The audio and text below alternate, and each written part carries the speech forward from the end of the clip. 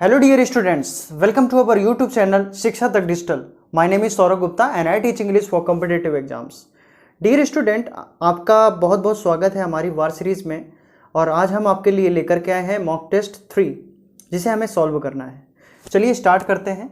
तो हमारा first question जैसे कि आप देख पा रहे हैं लिखा हुआ है रेगुलर एक्सरसाइज इज कंड्यूसिव। अब regular exercise is conducive, conducive का मतलब क्या होता है? बेनिफिशियल है ना। तो कंड्यूसिव इसके बाद में जैसे आप सुनते हैं smoking is injurious to health, है ना। तो उसी तरह से regular exercise is conducive to health. तो यहाँ पे हमारा क्या आ जाएगा? 2 आ जाएगा। और 2 यानी कौन सा ऑप्शन? Option number D. तो यहाँ पे फर्स्ट का हमारा ऑप्शन नंबर कौन सा आ जाएगा? डी आ जाएगा। क्लियर है ना। आगे चलते हैं सेकेंड नंबर पे। यू विल शेयर, इसके बाद में ब्लैंक है द प्राइज मनी, इसके बाद में फिर ब्लैंक है और मी लिखा हुआ है। एयरफोर्स में पॉसिबिलिटी थोड़ी सी कम हो जाती है कि डबल ब्लैंक वाला क्वेश्चन आए, लेकिन कभी कभी आ जाता है। लेकिन डबल ब्लैंक में डरना नहीं है कि 2 हमें ऑप्शन पिक करने होंगे। उसमें और ज़्यादा हेल्प मिल जाती है कि अगर आपको फर्स्ट नहीं आ रहा तो सेकेंड आ रहा होगा। ओके, तो देखिए यहाँ पे लिखिए यू विल शेयर, इसके बाद में शेयर के बाद में कोई प्रीपोजिशन की जरूरत नहीं है। You will share the prize, ठीक है। तो इसका मतलब no preposition is required, that is option number C. इसके बाद प्राइज मनी विथ मी, मेरे साथ में। तो यानी ऑप्शन नंबर आपको कौन सा देखने को मिल रहा है? तो सेकंड का हमारा जो ऑप्शन आ रहा है वो सी ऑप्शन देखने को मिल रहा है। Is that clear? आगे आते हैं नेक्स्ट नंबर पे। सो थर्ड नंबर हमारा लिखा हुआ है वी शुड नॉट इंटरफेयर, हमें इंटरफेयर हस्तक्षेप नहीं करना चाहिए, ठीक है। इसके बाद में ब्लैंक है अदर पीपल्स अफेयर, ठीक है। तो मतलब लोगों के अफेयर में हमें इंटरफेयर नहीं करना चाहिए। तो इन अदर, तो यहाँ पे इन अदर पीपल्स अफेयर हो जाएगा, ठीक है। तो ऑप्शन नंबर कौन सा आ रहा है? ए ऑप्शन आ रहा है ना। आगे चलते हैं फोर्थ नंबर पे। फोर्थ नंबर पे हमारा लिखा हुआ है हाउ, इसकी बाद में मनी डू यू हैव, ठीक है। अब इसमें देखें कि हाउ के बाद में मनी है और मनी हमारा काउंटेबल है कि अनकाउंटेबल है। तो मनी जो होता है वो कैसा होता है? अनकाउंटेबल। कैसा होता है? अनकाउंटेबल होता है। तो अनकाउंटेबल के साथ में हम किसका यूज करते हैं? मच का यूज करते हैं। तो यहाँ पे हमारा क्या आ जाएगा? How much money do you have. तो यहाँ पे हमारा B for baby, B option हमारा करेक्ट है। तो फोर्थ का हमारा आ जाएगा बी ऑप्शन। यहाँ तक बेटा क्लियर है। आगे चलते हैं नेक्स्ट क्वेश्चन की ओर। नेक्स्ट फिर एक फिलिंग द ब्लैंक दिखा हुआ है दिस बुक इज वेरी, और ये बुक कैसी है? तो एक हमें एडजेक्टिव की जरूरत है। और इंटरेस्ट जो कि वर्ब है, ठीक है, इंटरेस्ट है उसका, ठीक है। तो इंटरेस्ट में अगर हम देखें कि उसका एडजेक्टिव बनाना है तो इंटरेस्टिंग हो जाता है, आईएनजी लग जाता है। तो this book is very, very के बाद में हमारा क्या आ जाएगा? इंटरेस्टिंग आ जाएगा, ठीक है, इंटरेस्टिंग। तो इंटरेस्टिंग में आपको कौन सा ऑप्शन दिख रहा है? तो यहाँ पे हमारा इंटरेस्टिंग ऑप्शन नंबर डी है। तो फिफ्थ का ऑप्शन नंबर हमारा डी करेक्ट हो जाएगा। यहां तक क्लियर है बेटा। आगे चलते हैं 6 नंबर पे। Pick the wrongly spelt word, wrongly spelt word find out करना है। तो 6 नंबर पे देखिए जो हमारी गलत स्पेलिंग है कौन सी है? हॉरर तो बिल्कुल सही है, हॉरिड भी सही है, हॉरिबल भी सही है। ए ऑप्शन लेकिन गलत है, हॉरिफिक लिखा हुआ है। ए ऑप्शन में जो स्पेलिंग होगी वो होगी HORRIFIC, है ना। तो आप देखें यहाँ पे आर के बाद में ई लगा है जो कि गलत है। तो हॉरिफिक डरावना संबंधी है। तो यहाँ पे बेसिकली हमारा जो है ए ऑप्शन करेक्ट हो जाएगा। यहाँ तक क्लियर बेटा। आगे चलते हैं next 7 number. One word substitution दिया गया है, बताइए जरा। वन वर्ड सब्स्टिट्यूशन है टू डिस्ट्रॉय कंप्लीटली, पूरी तरह से किसी चीज को ध्वस्त कर देना, नष्ट कर देना। तो टू डिस्ट्रॉय कंप्लीटली, तो यहाँ पे एक आपको वर्ड देखने को मिलता है एनहिलेट। यहाँ पे हमारा जो ए ऑप्शन है वो करेक्ट है। तो 7th का हमारा ए ऑप्शन करेक्ट हो जाएगा। ओके, इसके बाद में आते हैं बी नंबर पे। रिहेबिलिटेट लिखा हुआ है। रिहेबिलिटेट का मतलब होता है फिर से बसाना, फिर से बसाना। और इरेज का मतलब मिटा देना। इनकैपेबल का मतलब जो समर्थ ना हो, यानी सक्षम नहीं है, कैपेबल नहीं है किसी चीज के लिए। इसके बाद में 8th नंबर पे देखिए। 8th नंबर पे लिखा हुआ है thousands put on the daily feet की to keep the wolf from the. ये मैंने आपको जो बच्चे ऑफलाइन क्लास हमसे पढ़ते रहे हैं उनको मैंने ये कई बार कराया है कि to keep the wolf from the door, इसका मतलब भुखमरी से दूर रहना, यानी उसको अवॉइड करना। तो अवॉइड स्टार्वेशन यानी option number D, option number D हमारा बिल्कुल सही है।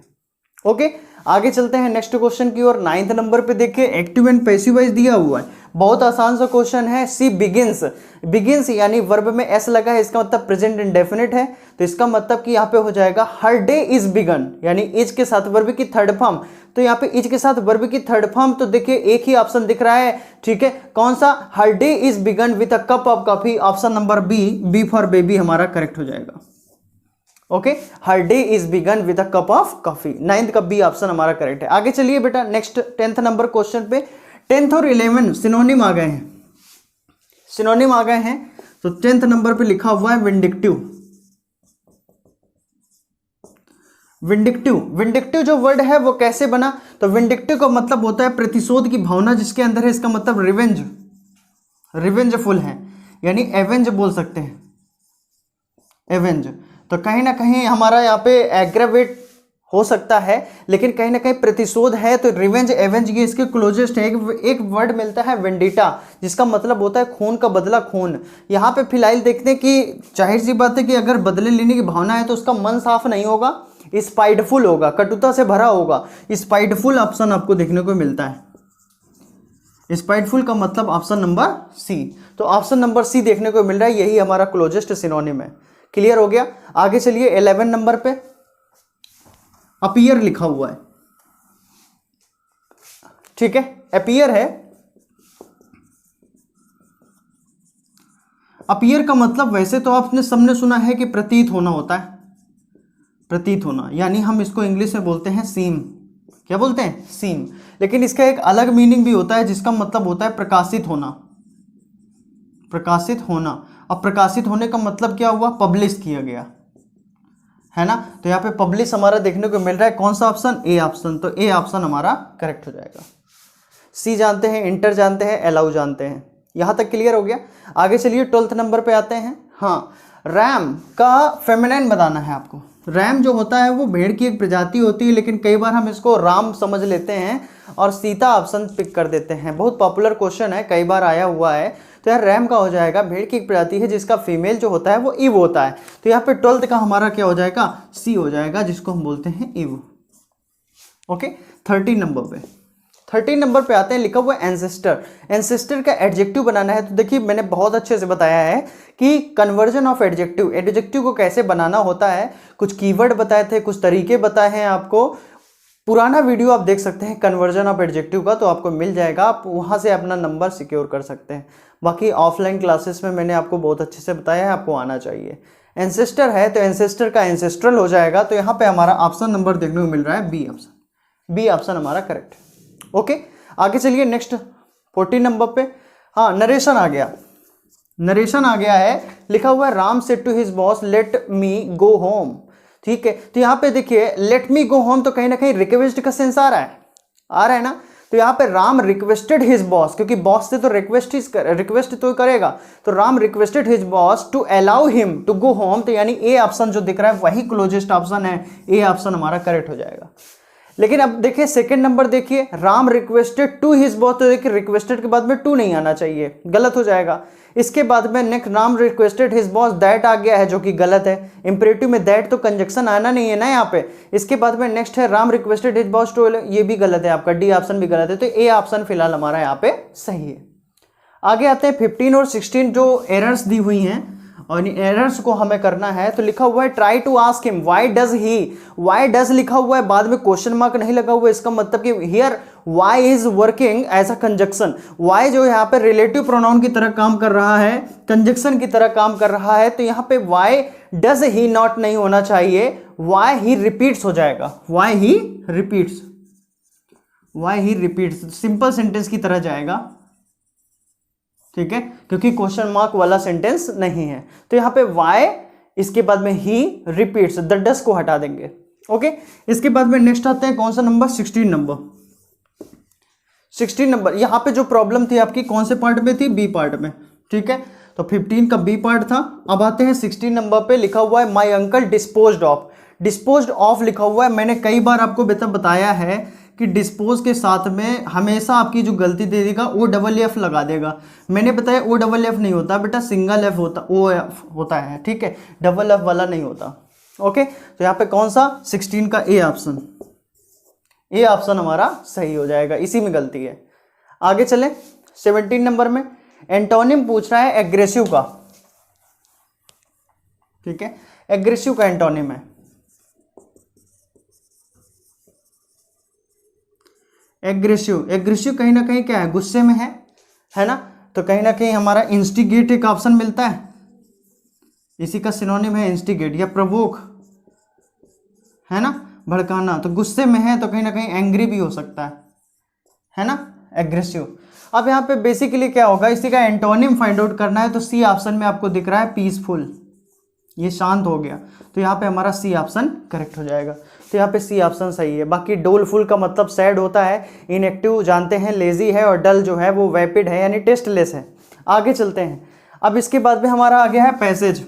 तो मैंने बताया आपको तुरंत पैसेज नहीं पढ़ना है, सबसे पहले आपको क्वेश्चंस देखने हैं और इसके बाद में आपको पैसेज सॉल्व करना है। तो क्वेश्चन में पहला लिखा हुआ है why did the mid office revise its prediction. Second question है the rains would continue for the, rain कितने दिन देर के लिए होगी। इसके बाद the monsoon trough is passing through. अब ये इसके बारे में हमसे क्वेश्चन पूछा गया है। चलिए पैसेज रीड कर लेते हैं। पैसेज में लिखा हुआ है the mid office has revised its prediction following decent rain on Monday morning, saying the cloud cover and light to moderate rain are likely to continue for at least the next 48 hours। इसके बाद में second है, इसमें यहां से एक question का answer हमें मिल गया है। नेक्स्ट है the weatherman had earlier predicted that the rain would dry up in the city and its adjoining areas for a couple of days from the start of the week. The showers dragged down the day's maximum temperature for northeast below normal to 28.3 degrees Celsius from Sunday's 33. We were expecting the rain the city had been receiving for the past couple of days to stop from Monday, as there was no cyclonic circulation and the monsoon trough was moving from the city. But the trough got stronger, resulting in the rain, said an official of the Alipur weather office। इसके बाद the ट्रो is passing through, इस तरह के question देखिए मिला हुआ है, ठीक है। Daltonganj in Jharkhand, Bhagalpur in Bihar and the central part of Bengal. इसके बाद में the monsoon trough now is not very close to Calcutta but it has gained in the strength resulting in mornings shower in the city, the official said. ठीक है, ये हमारा जो है passage था। अब इसके क्वेश्चंस देख लेते हैं। तो 18 नंबर का हमारा जो क्वेश्चन है वो पूछा गया है, हमसे बोल रहा है why did the Met office revise its prediction. तो यहाँ पे हमें क्या है बोला गया था, there was decent rain on Monday. यहाँ पे बी ऑप्शन हमारा करेक्ट है। इसके बाद में 19 नंबर बोल रहा है, तो यहाँ पे 18 का हमारा कौन सा, बी फॉर बेबी। 19 नंबर में बोला गया है the rains would continue for the, तो यहाँ पे for the next 2 days at least, यानी 48 घंटे के लिए बोला है, तो 2 दिन हो जाएंगे ना, तो ए ऑप्शन।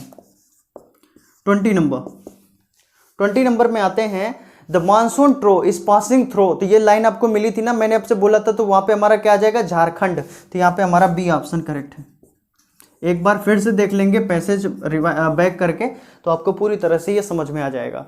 तो ये मॉक टेस्ट हमने सॉल्व किया है बहुत ही कम समय में और अच्छे से इसको समझा है। तो आज की क्लास में बस इतना ही रखूंगा। नेक्स्ट क्लास में अगले वीडियो में मिलते हैं और ये सीरीज हमारी कंटिन्यू रहेगी जब तक कि आपका एग्जाम ना हो जाए। So this is all for today, see you next on next video. जय हिंद।